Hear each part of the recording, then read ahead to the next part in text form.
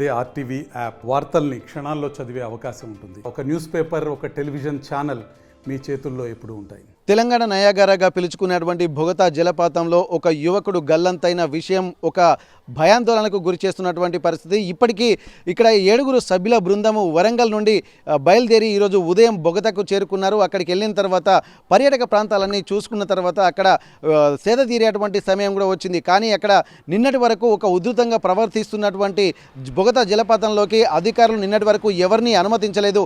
నిన్న మంత్రి సీతక్క కూడా అక్కడికి చేరుకొని అధికారులతో పాటు చేరుకొని వరద ఉధృతి తగ్గేంత వరకు ఎవరిని అనుమతించకూడదని చెప్పారు. కానీ కొద్దిగా వాతావరణం కూడా అనుకూలంగా మారింది.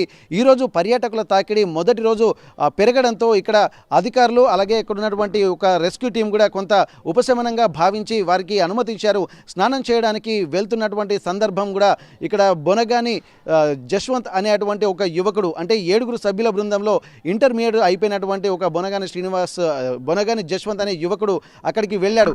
అయితే లోపలికి దిగే క్రమంలో కాలు జారి లోపలికి పడిపోగానే అతని మిత్రులు కూడా అతన్ని అందుకునేటువంటి ప్రయత్నం చేశాడు.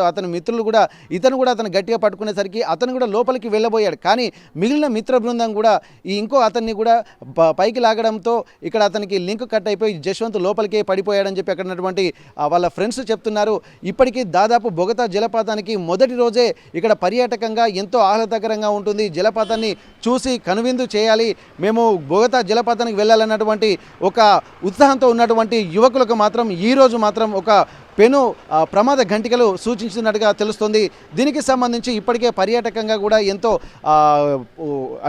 ఎంతో గొప్పగా ఉంటుందని భావించినటువంటి వాళ్లకు మొదటి రోజే ఆదిలోనే హంసపాదు ఎదురైనట్టుగా మనం భావించవచ్చు. ఎందుకంటే ఇప్పటికీ బొగతా జలపాతంలో ఎక్కువగా వాటర్ ఉన్నటువంటి సమయంలో ఇది ప్రమాద స్థితికి కలిగిస్తుంది. ఇప్పటికీ దాదాపు 14 మందికి పైగా బొగతా జలపాతంలో పడి కొట్టుకుపోయి మరణించినటువంటి సందర్భాలు కూడా ఉన్నాయి. దీన్ని దృష్టిలో పెట్టుకొని ఇక్కడ పర్యాటకంగా కొంత వేరకు మాత్రమే పర్యాటకులను అనుమతించారు. అంతకుముందు ఎక్కువగా ఇలా చనిపోతున్నాడని దృష్టిలో పెట్టుకొని ఇక్కడ పర్యాటకులను ఎక్కువగా అనుమతించకపోయేది. కానీ ఈరోజు మొదటి రోజు అనుమతించిన తర్వాత మొదటి రోజే అపశృతి జరగడం కూడా చాలామందిని కలిచివేస్తున్నటువంటి సంఘటన. ఇప్పటికీ ఆ మిత్రులు కూడా పోలీసులు గాలింపు చర్యలు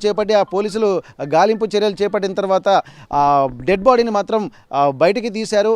అక్కడికి సంఘటన స్థలానికి చేరుకున్నటువంటి పోలీసులు మిగిలిన 6 కూడా విచారిస్తున్నారు. ప్రమాదం జరిగిన దానికి ఎలా జరిగిందన్న దానిపై కూడా వివరాలు తెలుసుకుంటున్నారు. అసలు లోపలికి ఎందుకు వెళ్లాల్సి వచ్చింది, వరద ఉధృతిని దృష్టిలో పెట్టుకొని కూడా మీరు ఎందుకు ఇట్లా వెళ్లారన్నటువంటి ఒక మందలింపు కూడా జరిగినట్టుగా తెలుస్తుంది. దీనికి సంబంధించి అధికారులు రెస్క్యూ టీం కూడా వీళ్ళు ముందస్తు హెచ్చరికలు చేయాల్సింది. అంటే వాళ్ళ సిచ్యువేషన్ కూడా గమనించి ఎక్కడికి అంటే ఏ మేర ప్రాంతాల్లో అనుమతించాలో అంతవరకు మాత్రమే ఉండాల్సింది. కానీ ఇక్కడ మరి వాళ్ళు పర్యవేక్షణ లోపం ఉండడమా లేకపోతే అనుమతించిన తర్వాత వీళ్ళు గమనించాల్సిన ఉన్నటువంటి టీం కూడా ఎప్పటికప్పుడు గమనించాల్సి ఉంటుంది. కానీ ఆ పర్యవేక్షణ లోపం కారణంగా కూడా ఈ ప్రమాదం జరిగినట్టుగా మనం భావించవచ్చు. దీనికి సంబంధించి కూడా ఇక్కడ సంఘటనా స్థలానికి పోలీసులు చేరుకొని వీళ్ళ వివరాలు తెలుసుకుంటున్నారు. మృతుడు జశ్వంత్ మాత్రం ఇంటర్మీడియట్ అయిపోయింది. వరంగల్కు సంబంధించి కాశీబుగ్గకు సంబంధించినటువంటి వ్యక్తులుగా వీళ్ళను గుర్తించారు. అందరూ ఒకే ఏజ్ గ్రూపు, అంటే 18 సంవత్సరాలు నిండినటువంటి వ్యక్తులుగా గుర్తించారు.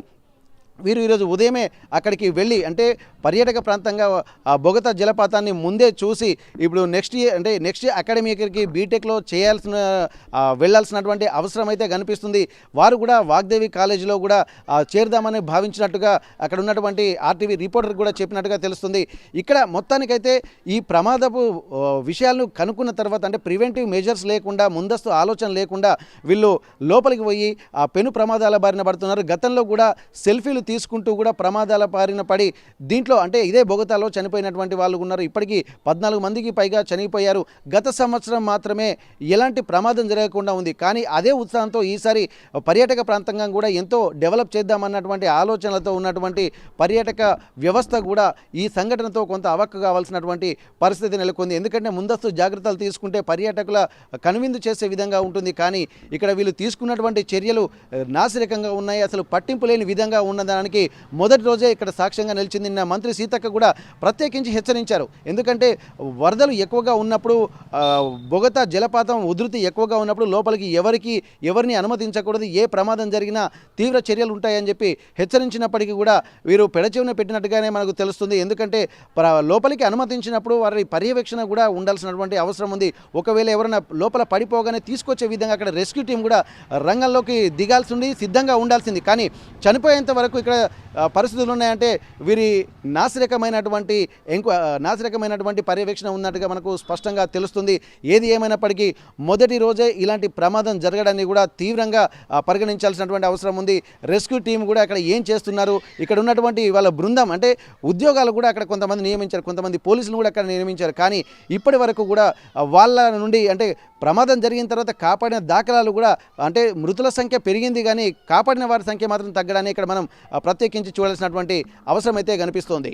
మరిన్ని వీడియోస్ కోసం ఛానల్ ని సబ్స్క్రైబ్ చేయండి, లేటెస్ట్ అప్డేట్స్ కోసం వాట్సాప్ ఛానల్ ని ఫాలో చేయండి అండ్ లింక్ డిస్క్రిప్షన్ లో ఉంది.